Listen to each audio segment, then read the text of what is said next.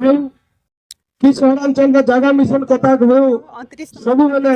अनेक क्षेत्र में पृथ्वी को दिग्दर्शन दी जाइए बिजु जनता दल विगत तार सरकार थिला समय रे আজি हमरी अनेक किछि दल अवदान रही छे सोचे इथिरे से बिजु जनता दल नारी को किपरि सम्मान दे गाँ लोगों को किपरि काम जोगाई दिए सब क्षेत्र में सारा भारत वर्ष रे कोई बिजु जनता दल सरकार थिला समय रे दिग्दर्शन दी आइछि जो दिग्दर्शन की आम भारत वर्षर अनेक राज्य अनुकरण करिसंती आ सेटा आहुरी मजबूत हेबा नवीन पट्टनायक नेतृत्व में इटा हेई पारिछि तेणु करी आज 20 वर्ष शासन सेवा जोगिछन अन बिजु जनता दल प्रतिष्ठा दिवस अवसर रे आपण मान को स्वागत जणाउछि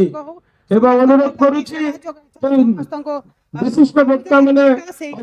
विभिन्न वक्तव्य स्वल्प समय को चेष्टा करबे जेहेतु लंबा सही वर्तमान में अनुरोध करबी हमारे वरिष्ठ नेता खंडन कुमार महोदय को वक्तव्य संक्षिप्त देवे। धन्यवाद।